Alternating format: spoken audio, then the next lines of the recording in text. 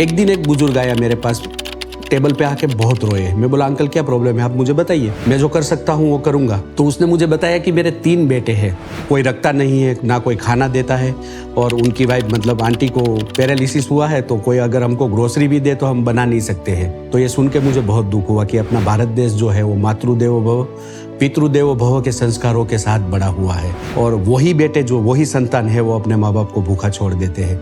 तो मैंने उसको बताया अंकल मेरे घर से टिफिन आएगा। तो इन माँ बाप के पास, इन लोगों के पास कोई भी फाइनेंशियल स्टैंडिंग नहीं होती है? बिल्कुल नहीं है। तो कहाँ जाता है इनका खुद का जो कमाया हुआ पैसा, वो कहाँ जाता है? हर माँ बाप की इच्छा होती है कि मेरा बेटा अच्छी तरह से रहे, उनको अच्छा घर हो, अच्छे कपड़े हो, वो खुद फटे हुए कपड़े पहनेंगे, लेकिन बेटों को कुछ न कुछ देने की कोशिश करेंगे। जब तक बेटे की शादी नहीं होती है तब तक बेटा अपने माँ बाप के साथ में होता है। फिर शादी हुई बेटे की 1-2 साल के बाद में फिर वो बंगले में सिर्फ हस्बैंड वाइफ रहे और ये माँ बाप जो है वो निकाल दिए गए। भारतीय संस्कृति में माँ बाप को ही पहला भगवान माना जाता है। तो आज तक सबसे पहला जो भगवान है उसका कहीं मंदिर नहीं है।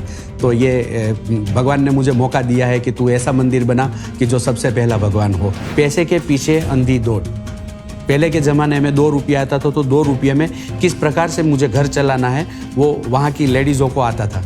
और आज वो चीज़ नहीं रही, उनकी मांगे बढ़ती रही, वैसे वैसे स्ट्रेस बढ़ता गया। इस तरीके से देखा जाए तो स्ट्रेस की कोई पर्टिकुलर मेडिसिन नहीं है। तो आयुर्वेद जो है ना वो ये सिखाता है कि आप इसी प्रकार से जियो ताकि आपको कोई रोग ना हो, और रोग होने के बाद में भी बहुत सारी तकलीफें शरीर से कम होवे ऐसी मेडिसिन भी आज आयुर्वेद बना रहा है। तो हम उसको जब फ़ोन करते हैं और उसके बेटे को बोलते हैं कि मैं डॉक्टर उदय मोदी बोल रहा हूँ और आपकी मम्मी को बर्थडे की बधाई पोती को देनी है, तो वो फ़ोन काट देते हैं। तो हमारे पास शब्द नहीं रहते हैं वो माँ को बोलने के लिए कि आपके बेटे ने फ़ोन काट दिया, या हमको कुछ अलग चीज़ बता के उसको शांत करना पड़ता है कि भाई ये अभी नहीं, काम में है, बाद में उठाएगा, फ़ोन नहीं लग रहा है, ऐसी बातें। माँ बाप को आप क्या सलाह देना चाहेंगे?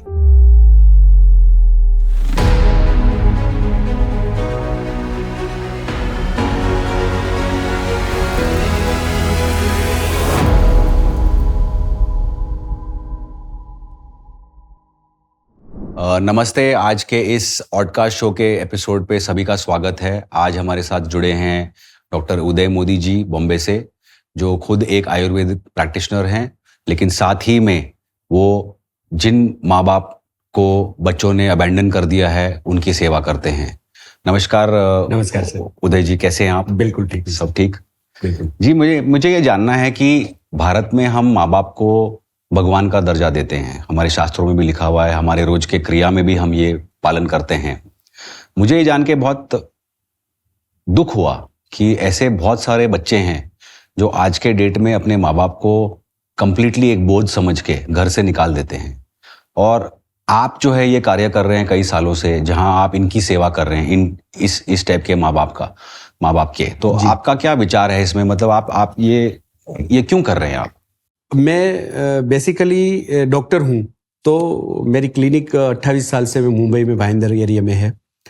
तो कई पेशेंट मेरे पास आते हैं, कोई ना कोई दुखी रहता है तो हेल्प करता था। एक दिन एक बुजुर्ग आया मेरे पास, टेबल पे आके बहुत रोए। मैं बोला अंकल क्या प्रॉब्लम है, आप मुझे बताइए, मैं जो कर सकता हूँ वो करूँगा। तो उसने मुझे बताया कि मेरे 3 बेटे हैं और कोई रखता नहीं है, ना कोई खाना देता है, और उनकी वाइफ मतलब आंटी को पैरालिसिस हुआ है, तो कोई अगर हमको ग्रोसरी भी दे तो हम बना नहीं सकते हैं। तो ये प्रॉब्लम है, हम 3 दिन से भूखे हैं। तो ये सुन के मुझे बहुत दुख हुआ कि अपना भारत देश जो है वो मातृदेवो भव पितृदेवो भव के संस्कारों के साथ बड़ा हुआ है, पला है, और वही बेटे जो वही संतान है वो अपने माँ बाप को भूखा छोड़ देते हैं। तो मैंने उसको बताया अंकल मेरे घर से टिफिन आएगा। घर पे मेरी वाइफ को जाके बताया कि आज ऐसा एक पेशेंट आया था और उनको खाने का प्रॉब्लम है। तो मेरी वाइफ ने बताया कि 2-4 लोग देखो आप और होंगे तो सबका साथ में खाना बन जाएगा। तो फर्स्ट वीक में कुछ मेरे पास 7 नामस आए और मेरे घर से ही सबको टिफिन शुरू किया। तो जी, इसमें मुझे ये जानना है कि इस टाइप के जो बच्चे हैं जो अपने माँ बाप को अबैंडन कर रहे हैं, वो क्यों कर रहे हैं ऐसे? इसका क्या कारण है? ये सेवा की जर्नी को मुझे 19 साल लगा। तो मेरी समझ में आया है कि जब तक बेटे की शादी नहीं होती है तब तक बेटा अपने माँ बाप के साथ में होता है। उनकी शादी के 1-2 साल के बाद में ये प्रॉब्लम शुरू होता है और उसका एंड यही होता है कि माँ बाप कोई अलग खोली में पड़े हैं और जो बच्चे हैं वो कहीं और ठिकाने हैं।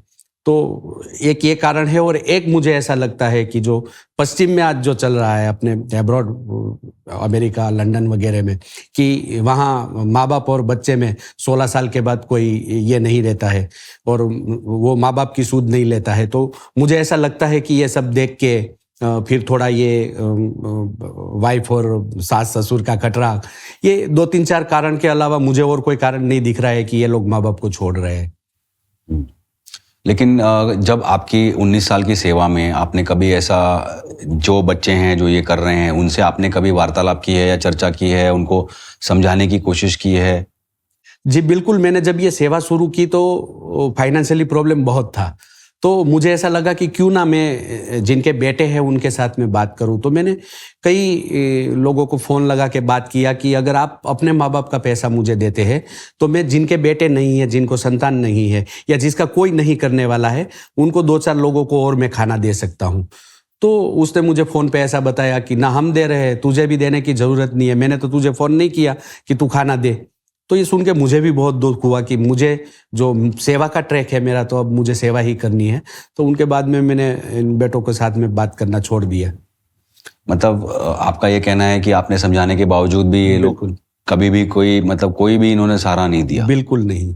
लेकिन इसमें जैसे आप कह रहे हो कि आप 19 साल से ये कर रहे हैं और इनको आप जो है खाना दे रहे हैं, आज जो है, जो पहला आपने स्टार्ट किया 19 साल पहले और आज तक आप कितने लोगों को सपोर्ट कर रहे हैं अभी? 7 लोगों से जो जर्नी शुरू हुई थी वो आज 325 सीनियर सिटीजन तक हम पहुंचे हैं, और ये सिर्फ 18 किलोमीटर का एरिया है मीरा भाईंदर का। तो आप सोचो कि 18 किलोमीटर के एरिया में अगर 325 सीनियर सिटीजन है तो इतना बड़ा भारत देश है, तो कितने सीनियर सिटीजन दुखी होंगे। तो मैं तो ये सोचता हूँ कि हर 20 किलोमीटर, हर 25 किलोमीटर पे एक श्रवण बन जावे तो ये माँ बाप भूखे नहीं सोवे। लेकिन इसमें आपका सरकार का क्या योगदान है इसमें? आज तक तो सरकार का कुछ योगदान हुआ नहीं है, मिला नहीं है, और आगे भी मुझे ऐसा लगता है कि सरकार को, कोई भारत सरकार को तो कोई सूद नहीं है सीनियर सिटीजन की। और जो वृद्ध आश्रम है, जो शब्द वृद्ध आश्रम है, जहाँ इस टाइप के पेरेंट्स जिनका कोई नहीं है, जिनको रखा जाता है, वहाँ ये कौन चलाता है आपके अलावा? ये जैसे बहुत सारे वृद्धाश्रम हम देखते हैं अभी आज के एनजीओज हैं या प्राइवेट वगैरह चलाते हैं, लेकिन वहां भी पैसा लिया जाता है। कोई 1-2 फ्री रहेंगे, बाकी सब 98% जो है वो चार्ज करते हैं। वो चार्ज लेके, और वो भी अगर फिजिकली फिट है तो, जो बेड रिडन है, जो हाथ पैर नहीं हिला सकते हैं, उनके लिए क्या, तो उनको कोई नहीं रखता है। तो मैंने भी लास्ट टाइम सोचा था कि मैं कुछ ऐसा बनाऊंगा कि मैं इन बेड रीडरों को रख सकूं। तो अभी रिसेंट मैंने एक प्लान किया है, भाईंदर से 9 किलोमीटर उतन गांव है, जहां मैं माँ बाप नु मंदिर करके बना रहा हूं, और बन के रेडी है, अब 2-3 महीने में शुरू हो जाएगा। थोड़ा बताइए, माँ बाप नु मंदिर तो बहुत ही सुंदर नाम रखा है आपने आपके वृद्धाश्रम के लिए, लेकिन क्या इसका क्या कारण है? ये देखो, वृद्धाश्रम, ओल्ड एज होम, ये सब तो आपको मिल जाएगा, सबको पता चल जाएगा कि ये छोड़े हुए माँ बाप है। लेकिन मैंने मंदिर इसके लिए रखा कि हमारे भारतीय संस्कृति में माँ बाप को ही पहला भगवान माना जाता है, कि पहले सिखाया जाता है कि अगर आप कोई भी काम के लिए बाहर निकलते हो, सुबह में बाहर जाते हो, तो माँ बाप के पैर छू के जाइए। तो सबसे पहला भगवान हमारा वही है। तो आज तक सबसे पहला जो भगवान है उसका कहीं मंदिर नहीं है। तो ये भगवान ने मुझे मौका दिया है कि तू ऐसा मंदिर बना कि जो सबसे पहला भगवान हो। तो मैं वो मंदिर बना रहा हूँ, और वो मंदिर में वो भगवान की रोज 2 बार आरती होगी, पूजा होगी, आराधना होगी हर माँ बाप की, और उनको भोग लगाया जाएगा। और हर मंदिर में आपने देखा होगा कि भोग लगा के भोग वापस लिया जाता है। यहाँ भोग लगा के जो रियल भगवान है वो भोग खाएंगे, वो भोग ग्रहण करेंगे अपना। तो ये सबसे अलग कॉन्सेप्ट है, और इसमें सिर्फ बेड रिडन रहेंगे जो अपने हाथों से कुछ नहीं कर सकते हैं, और ये बिल्कुल फ्री रहेगा, उसमें कोई चार्ज, क्योंकि उनके पास कोई पैसा है ही नहीं, ना शरीर है ना पैसा है, ना कुछ है। बिल्कुल। तो ये सोचा है कि ये लोग अपनी जो 5 साल की जो भी जिंदगी बची है वो खुशी खुशी, मतलब कि मैं मेरे बेटे के साथ में हूँ, वैसा फील करे, वो फील से मुझे उसको जिंदा रखना है। खुशी के बारे में मैं पूछना चाहता हूँ जी आपको, कि जैसे अगर एक माँ बाप, जैसे आप बात करते हो, इन लोगों से आप मिलते हो रोज, और क्या वो अपने बच्चों के बारे में कुछ बुरा भला कहते हैं कभी? जिन्होंने उनको छोड़ दिया, एक बोझ समझ के निकाल दिया घर से?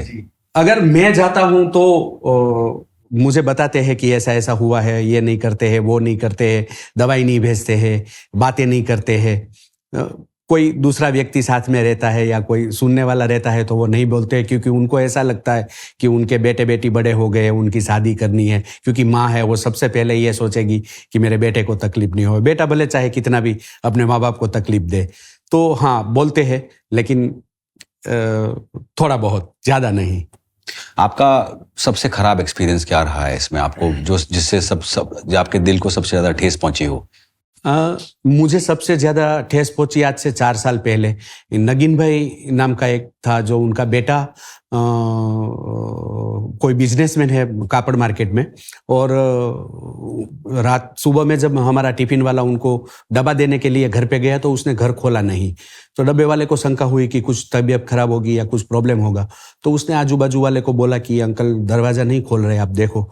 तो आजू बाजू वालों ने पुलिस वाले को बुला के फिर दरवाज़ा खोला तो अंकल की डेथ हो गई थी।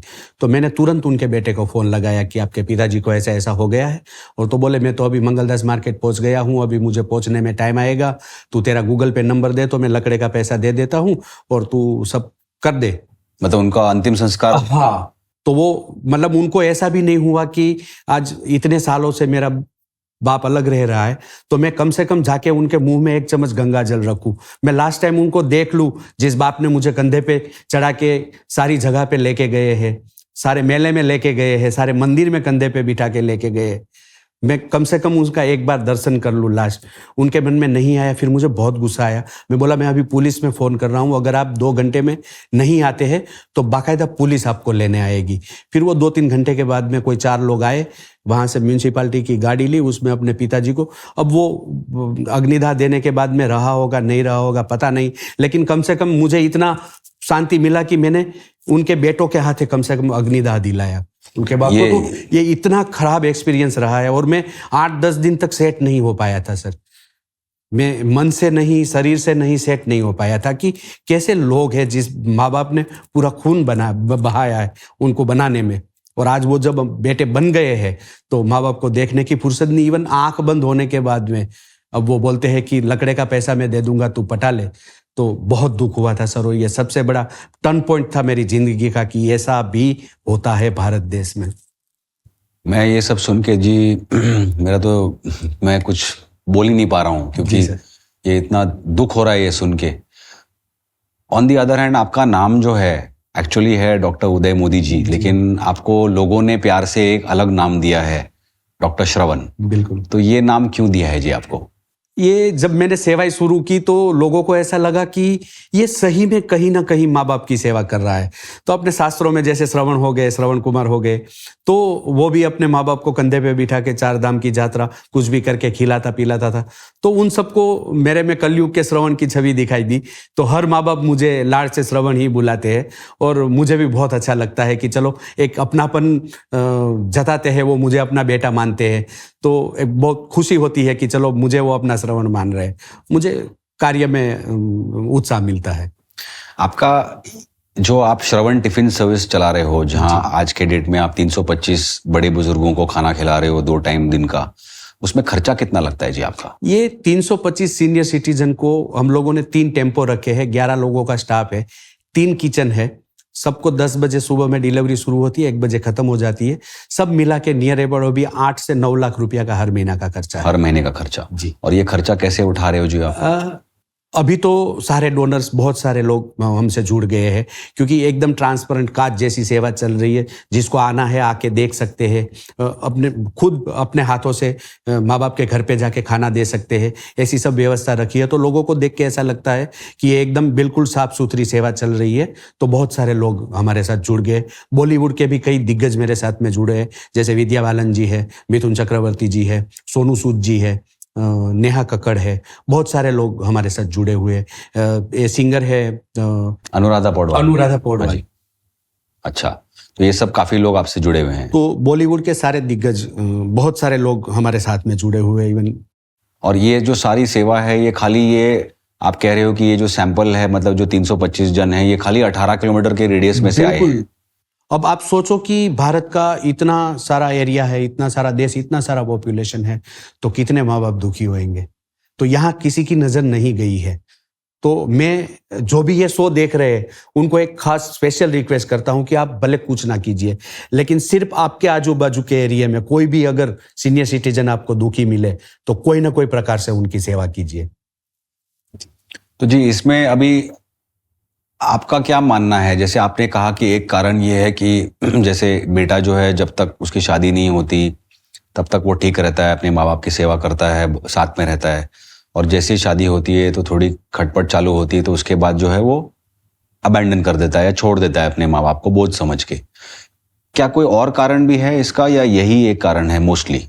मुझे तो, मैं जो 19 साल से इन लोगों को मिल रहा हूं और पूछ रहा हूं और बातें कर रहा हूं, तो मुझे ये 2-3 बातें ही नजर आती है कि एक तो ये थोड़ा सा पश्चिम का अनुकरण बढ़ गया है।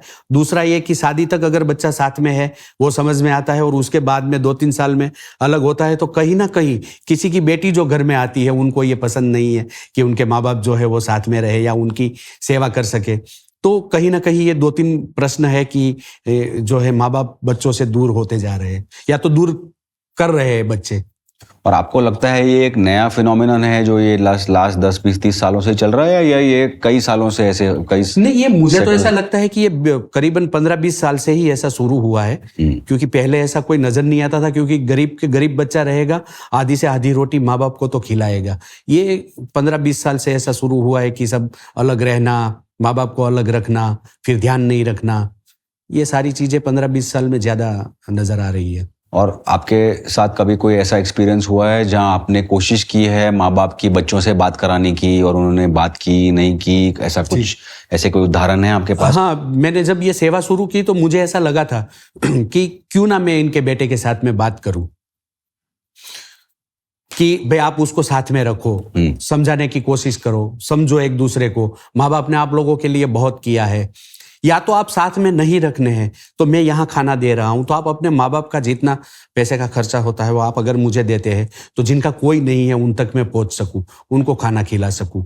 तो उसने मुझे 1-2 बातें ऐसी बताई कि मैंने तुझे फोन नहीं किया था, मैं नहीं दे रहा हूं, तू भी मत दे। तो तब मुझे ऐसा लगा कि मेरा ट्रैक जो है वो सिर्फ सेवा देखना है, मुझे इन लोगों को खाना खिलाने के लिए ही भगवान ने यहाँ भेजा है, तो मुझे वही काम करना है, मुझे इनको बेटों को नहीं समझाना है। और ये समझने के बाद में भी अगर थोड़ा बहुत समझ के शुरू भी किया, 1-2 महीने के बाद वो बंद हो जाएगा, तो वापिस वही का वही प्रॉब्लम माँ बाप को आएगा। उससे अच्छा यही है कि मैं ही जितना मेरे से होता है उतना ये सेवा को उन तक पहुंचाऊं। तो जी, जो ऐसे माँ बाप है जिनका कोई नहीं है, जिनके आप सेवा कर रहे हो, खाना दे रहे हो, वो बाकी जो दिन का वक्त है कैसे बिताते हैं? अकेले ही बिताना पड़ता है। दुख होता है, मैं हर 3 महीने में इन लोगों को कोई छोटी बड़ी यात्रा में या पिकनिक में लेके जाता हूँ। हर 3 महीने में एक टूर निकालते हैं, उसमें हम लोग वर्गीकरण करते हैं कि जो बिल्कुल चल नहीं सकते हैं, व्हीलचेयर वाले हैं, उनको उस प्रकार से आजू बाजू में कहीं 40-50 किलोमीटर के एरिया में घूमने लेके जाते हैं। जो थोड़ा बहुत चल सकते हैं उनको बाहर लेके जाते हैं। अभी मैं 40 लोगों को कश्मीर लेके गया था अप्रैल में, और उसका सारा खर्चा आप उठाते? सारा खर्चा उठाते हैं। तो इन माँ बाप के पास, इन लोगों के पास कोई भी फाइनेंशियल स्टैंडिंग नहीं होती है? बिल्कुल नहीं है। तो कहाँ जाता है इनका खुद का जो कमाया हुआ पैसा, वो कहाँ जाता है? ये होता है ना कि जब बेटा ग्रोथ कर रहा होता है तो हर माँ बाप की इच्छा होती है कि मेरा बेटा अच्छी तरह से रहे, उनको अच्छा घर हो, अच्छे कपड़े हो, वो खुद फटे हुए कपड़े पहनेंगे, वो खुद रह लेंगे, कुछ भी चप्पल फटे हुए पहनेंगे, लेकिन बेटों को कुछ ना कुछ देने की कोशिश करेंगे। तो हर बार मतलब ऐसा होता रहा, थोड़ा थोड़ा पैसा कटता रहा। उसके बाद में फिर बेटा बोलता है कि बड़ी जगह में जाना है, पापा ये घर छोड़ दो, छोटा जो है वो बेच दिया, बेच दो घर। बेटे ने अपने उसमें लोन ली तो बेटे के नाम पे हो गया वो जगह। फिर शादी हुई बेटे की, 1-2 साल के बाद में फिर वो बंगले में सिर्फ हस्बैंड वाइफ रहे और ये माँ बाप जो है वो निकाल दिए गए। तो समाज ने आपको प्यार से डॉक्टर श्रवण करके एक नाम दिया है। श्रवण क्यों दिया वो तो बहुत ही स्पष्ट है। बिल्कुल। डॉक्टर क्यों? डॉक्टर क्योंकि मैं पिछले 29 साल से भाईंदर में मेरा क्लिनिक है और मैं आयुर्वेदा में एमडी हूँ और मैं आयुर्वेदा की प्रैक्टिस कर रहा हूँ। तो वैसे भी बेसिकली डॉक्टर उदय मोदी के नाम के आगे डॉक्टर लगता है, तो ये जो माँ बाप है उन्होंने प्यार से डॉक्टर श्रवण कुमार बोलना शुरू कर दिया है। अच्छा जी। आयुर्वेदा का कोई उत्तर है कुछ मेडिकल केसेस में आपने बोला कि आपके सारे बहुत सारे लोग हैं इन मंदिरों में जी। जहाँ पे वो हाथ पैर नहीं हिला सकते हैं, ऐसा कुछ, तो आयुर्वेदा का उसमें कुछ सोल्यूशन है? आयुर्वेदा सॉल्यूशन बहुत कुछ दे सकता है, लेकिन आयुर्वेदा में कैसा है, आयुर्वेद जो है ना वो ये बताते हैं कि आपको रोग नहीं होवे, वो आपको पहले से ध्यान रखना है। आयुर्वेद के बहुत सारे नियम है कि आपको कैसे बैठना है, किस तरीके से खाना है, कितना खाना है और कभी खाना है। पानी पीना है तो कब पीना है, कितना पीना है, कैसे पीना है, तो सारी चीजें पहले से हमारे ऋषि मुनियों ने तय करके रखी है कि आपको रोग होवे ही नहीं। अभी आप 30 साल, 40 साल, 50 साल पहले जाओ तो 20-20, 25-25 गांव तक कोई क्लिनिक नहीं होता था। हाँ। कोई दवाखाना नहीं होता था। हाँ। क्योंकि लोग बीमारी नहीं पड़ते थे, क्योंकि वो ABCD से जीते थे लोग। तो उसको पता था कि मुझे सुबह में ये खाना है, मुझे दोपहर को लंच इसी प्रकार से करना है, मुझे पानी यही पीना है, मुझे इसी प्रकार से जीना है। क्योंकि उस समय पे चीज, पनीर, बटर, मैदा, ब्रेड, पाव वो नहीं था। तो अपना जो भारतीय खाना है, अपनी जो भारतीय संस्कृति में लिखा गया है कि जैसे ज्वारी हो गया, मकाई हो गया, बाजरी हो गया, नाचनी हो गया, ये सारी चीजें जो मिलेट के रूप में आजकल फैशन में है, वो सारी चीजें 50 साल पहले हर घर में खिलाई जाती थी या खाया जाता था। तो यही एक कारण है कि आज जो रोग बढ़े हैं वो कारण सबसे बड़ी है कि हर 5 बिल्डिंग छोड़ के एक क्लिनिक बना हुआ है।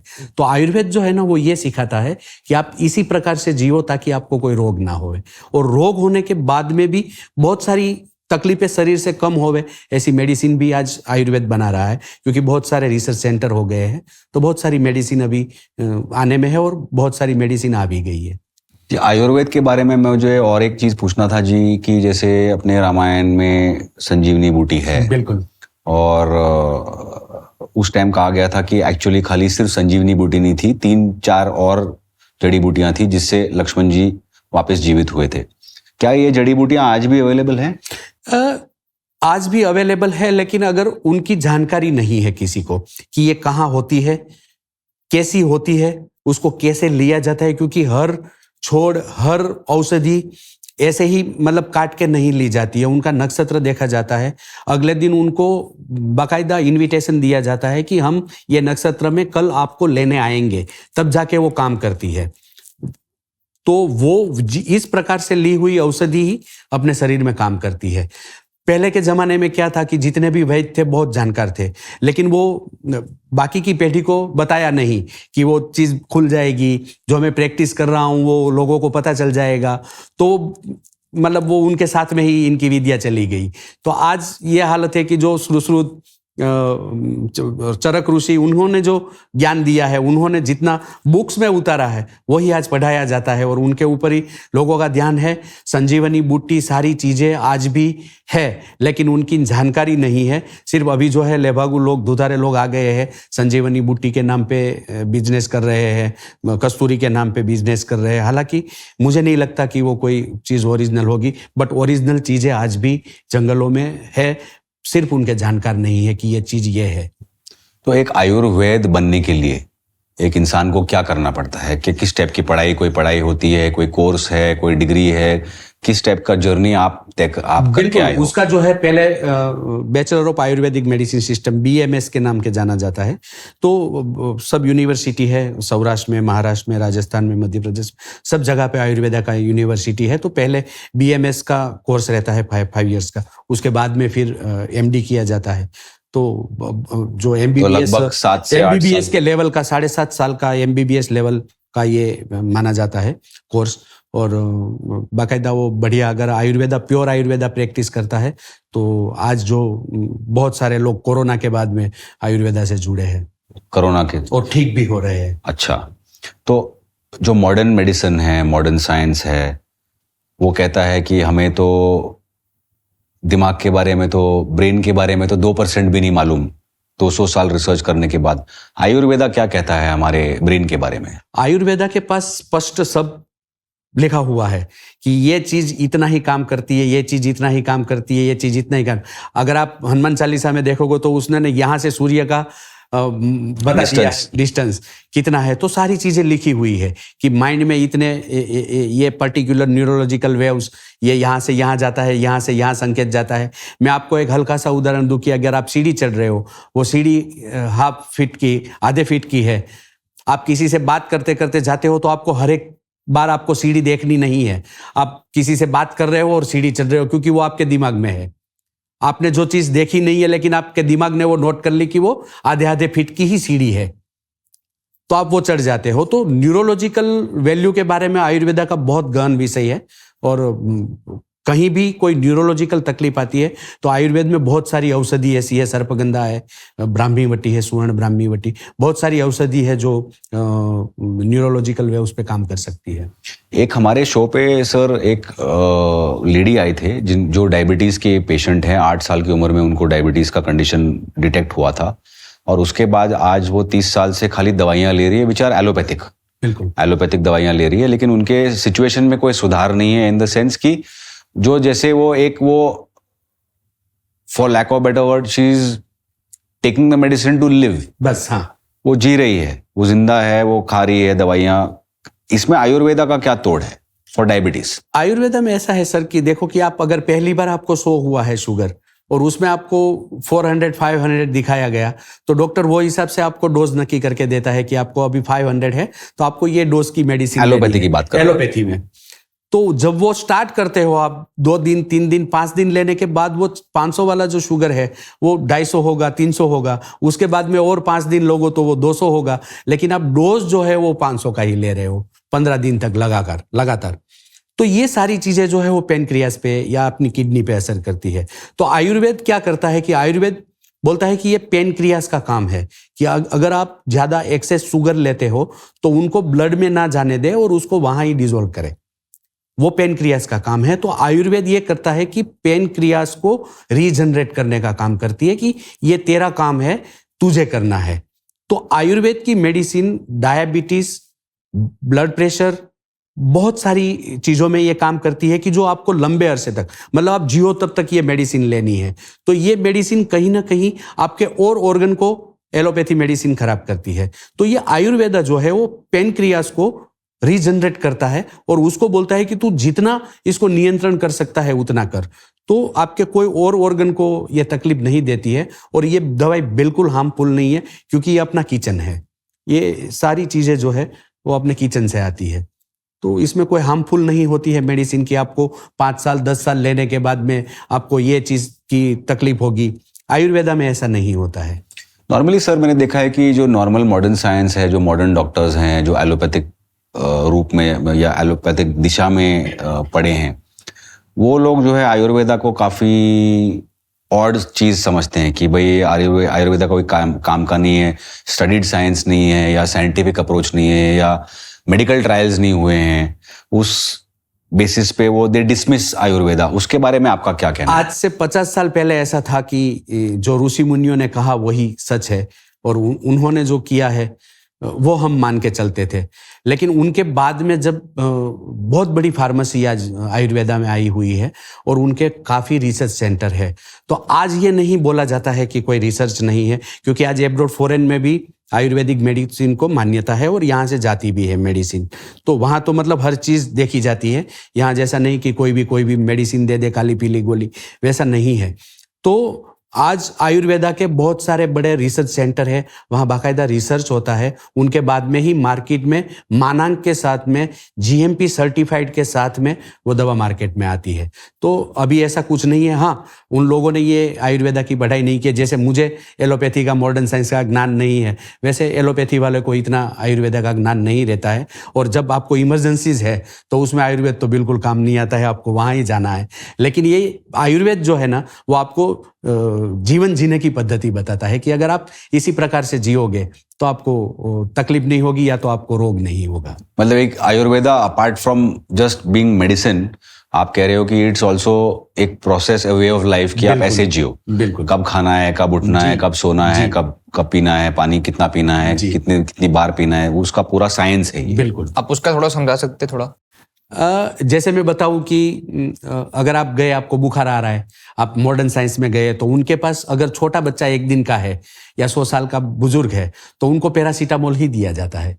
आयुर्वेदा में जवर के 28 प्रकार है कि आपको कौन सा बुखार है, तो उनके ऊपर ट्रीटमेंट होती है। हमारे में ऐसा नहीं कि एक पैरासीटामोल दे दिया और बुखार, मतलब वो एक दिन के बच्चे को ड्रॉप्स आता है, उससे बड़े को सिरप आएगा, उसके बड़े को टेबलेट आएगा, लेकिन ट्रीटमेंट वही रहती है। हमारे में आयुर्वेद में ऐसा नहीं है। हमारे आयुर्वेद में उसका वर्गीकरण है कि आपको बुखार क्यों आया, तो शरीर में कोई ना कोई ऐसी चीज पल रही है, वो कारण के हिसाब से आपको बुखार आया है, तो हम वो कारण पे जाते हैं, नहीं कि बुखार पे। आपको बुखार क्यों आया वो हम देखते हैं कि आपको बुखार क्यों आया। मतलब आप शरीर में कोई ना कोई ऐसा कोई केमिकल ऑर्गन बन रहा है या शरीर में कोई ऐसी तकलीफें है जो हमको बता रही है बुखार के रूप में, या कोई इम्बैलेंस हो, यस, कि आपको बुखार इसलिए आता है, तो उसका प्रकार नक्की करके फिर आपको मेडिसिन दी जाती है, तो वो चीज भी मिटती है और आपका बुखार भी ठीक हो जाता है। तो सर आपने बोला कि आयुर्वेदा में कई नियम है, जैसे कि कैसे जीना है, कैसे खाते हैं, कैसे पीते हैं, कब पीना है, कब सोना है। आप ऐसे कुछ नियम बता सकते हैं हमको? हाँ, ये आयुर्वेद जो है वो जीवन जीने का तरीका है। तो जैसे ही आपकी आंख खुलती है तो आपको क्या करना है, और आप जब सोने जाते हो तब तक आप क्या कर सकते हो, तो ऐसे कुछ नियम है। जैसे कि सुबह में आपको खाली पेट उसह पान करना है, कि आपको खाली पेट पानी पीना है उठ के, तो जो भी बॉडी में पूरा रसायन जमा होता है, बॉडी डिटॉक्स हो जाता है सुबह में। उसके बाद में फिर आप सीधी चाय नहीं पीनी है, पहली चाय नहीं पीनी है, कभी भी चाय दूसरी पीनी है। आप चाय पियो, चाय के लिए प्रॉब्लम नहीं है, लेकिन कुछ ना कुछ खाने के बाद में फिर आपको चाय पीनी है। उसके बाद में आपका भोजन ऐसा रहना चाहिए जो नीचे बैठ के करना है, पलांटी मार के, और बाकायदा नीचे बैठ के आपको चबा चबा के भोजन करना है, और 75% ही आपको खाना खाना है। 25% के लिए आपको वो खुराक को अंदर डाइजेस्ट होने के लिए जगह देना है, वायु को घूमने के लिए। तो ऐसे कई सारे नियम हैं। जैसे वीक में एक बार आपको त्रिफला जैसा औषधि लेना है, जिसमें वात, पित्त और कफ, हरड़े, बेढ़ा और आंवला 3 चीज मिली हुई आती है। वो अगर आप वीक में 1 या 2 बार लेते हो तो आपका शरीर डिटॉक्स रहता है आपके बॉडी में, क्योंकि सारी चीज, मतलब जिसका पेट साफ उनको रोग माफ, ये सीधा सीधा नियम है। और आज जो ये जितने भी रोग पले हैं वो पेट से ही पले हैं, कि स्ट्रीट फूड शुरू हो गया, मैदा आ गया अपने जीवन में। तो एक बार जीवन जीने का अगर तरीका आपको समझ में आ जाता है तो आयुर्वेद वही सिखाता है जीवन जीने का तरीका, कि बीमार पड़ने के बाद में मेडिसिन क्यों लेना है। आप बीमार ही नहीं पड़े तो मेडिसिन लेने की जरूरत ही नहीं है। तो बस ऐसे 8-10 नियम आप संभाल के रखिए। भूख से ज्यादा खाना नहीं है, खड़े खड़े कभी पानी नहीं पीना है, और पानी भी आयुर्वेद बोलता है कि आप कलश से पियो, आप ग्लास वगैरह से पानी नहीं पियो, आप कलश से पानी पियो, क्योंकि उसकी जो ध्रुवीकरण की जो प्रक्रिया है वो अच्छे से बॉडी में हो। क्योंकि खड़े खड़े पानी पीने से आपके घुटने पे उसका असर आ सकता है, तो आगे जाके आपको नी रिप्लेसमेंट वगैरह न करवाना पड़े। उसके लिए आपको पानी बैठ के, आज आप पुराने 50 साल पहले के उसमें जाओगे तो आपको कोई चित्र आप देखोगे तो उसमें बैठा हुआ आदमी रहेगा, पनिहारी उसको पानी पिला रही है, आदमी बैठा हुआ पानी पी रहा है। तो वो तब से चला आ रहा है कि पानी हमेशा आपको बैठ के ही करना है, पीना है।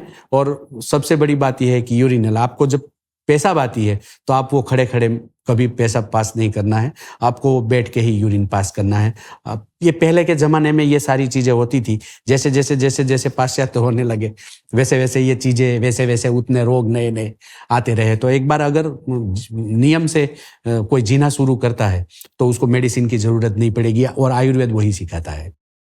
इसमें जी एक चीज मुझे पूछना है, जो आपने कहा कि खाना खाते समय बैठ के पलाथी मार के खाना चाहिए, उसके पीछे क्या साइंस है जी? सर, उसके पीछे डाइजेशन का एक बहुत बड़ा रोल है, कि अगर आपका बंच, आंतर का जो बंच है इंटेस्टाइल का, वो अगर आप पलाटी मार के बैठते हो तो उस प्रकार से नीचे जो आपका लार्ज इंटेस्टाइल है उसके ऊपर आपका पूरा पूरा प्रेशर आएगा, और डाइजेशन की आपकी जो क्रिया है वो स्मूथ शुरू हो जाएगी। और खाना खाने के बाद में एक आयुर्वेद में नियम है वाम कुक्षी का। वाम कुक्षी माने कि आपको लेफ्ट साइड थोड़ी देर 15-20 मिनट लेटना है।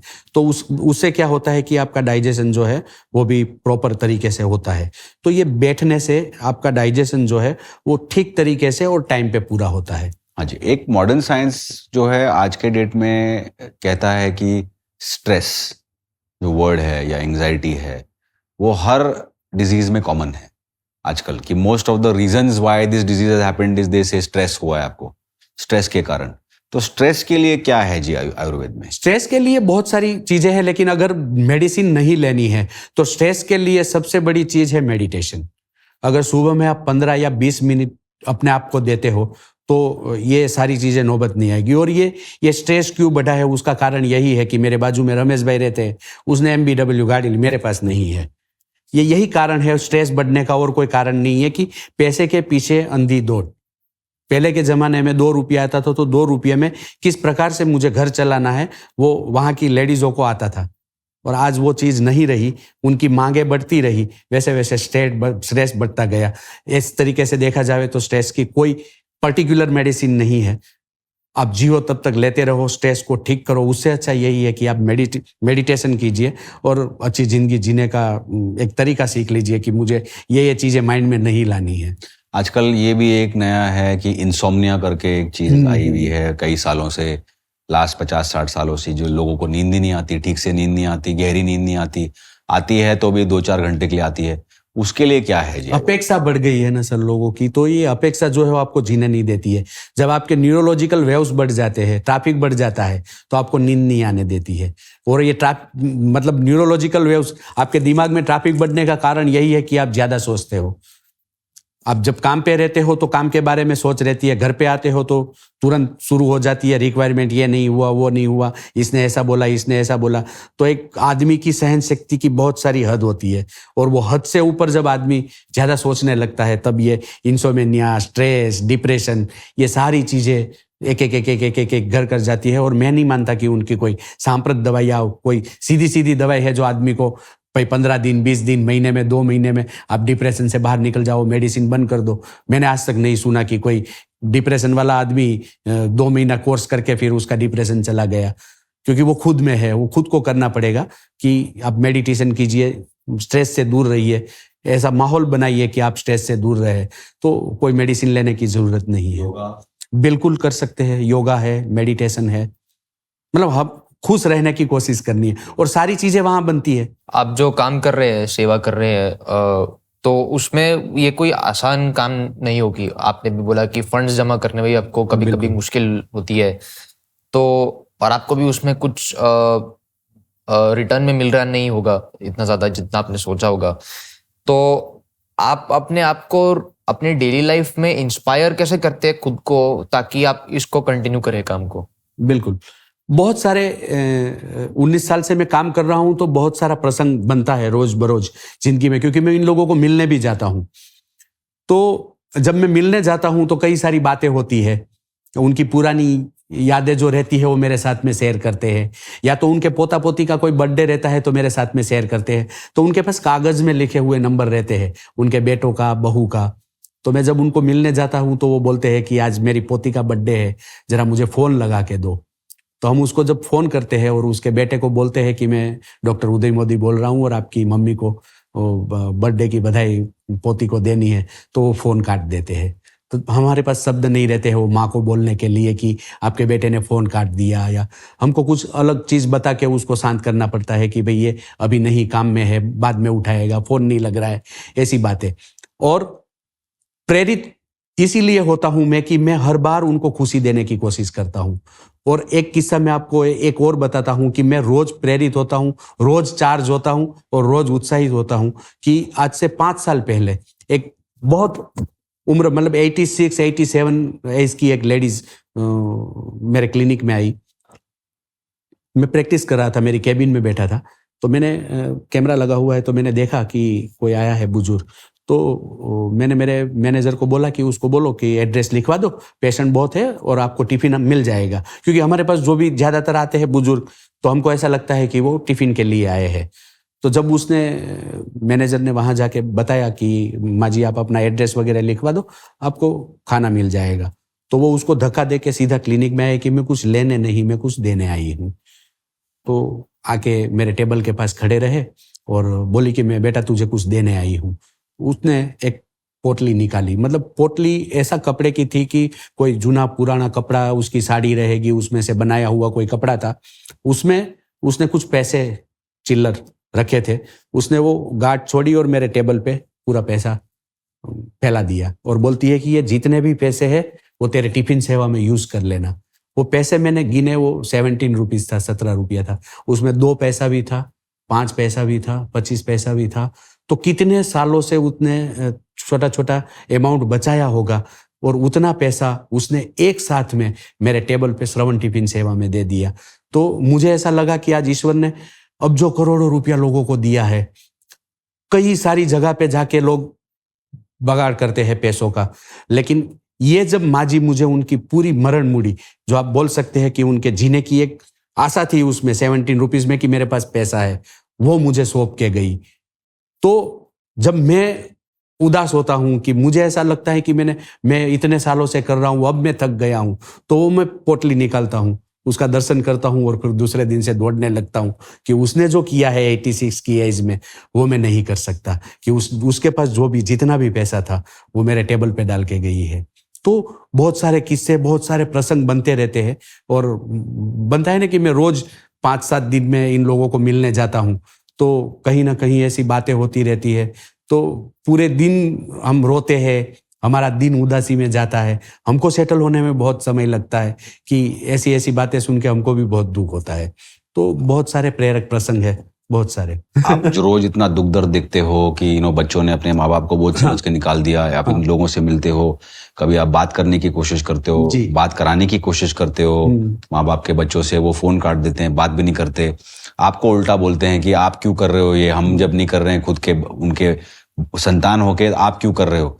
ये सब सुन के देख के, जैसे आपने कहा कि आपका मन इतना भारी हो जाता है, आप इतने उदास हो जाते हो, आप अपने मन को सक्षम कैसे करते हो ये सब देख के, इतना दुख दर्द देख के? इसका मतलब कैसे आप अपने मन को कैसे हल्का कैसे करते हो? पर इन लोगों की खुशी देख के ही हो जाता है सर मुझे, क्योंकि मैं भले पूरे दिन उनको खुशी नहीं दे सकता हूं, लेकिन मैं 24 घंटों में से अगर उनको 2 घंटे भी अगर मैं उनको खुशी दे पाया, तो मुझे ऐसा लगता है कि मैं मेरे मन को सेट कर लेता हूं कि हाँ चलो मैं इतना तो करता हूं, या मैं इतना कर पाया, तो मैं वहां सक्षम हो जाता हूं कि चलो दूसरे दिन दौड़ने की ऊर्जा मुझे मिल जाती है, उनकी चेहरे की खुशी देख के।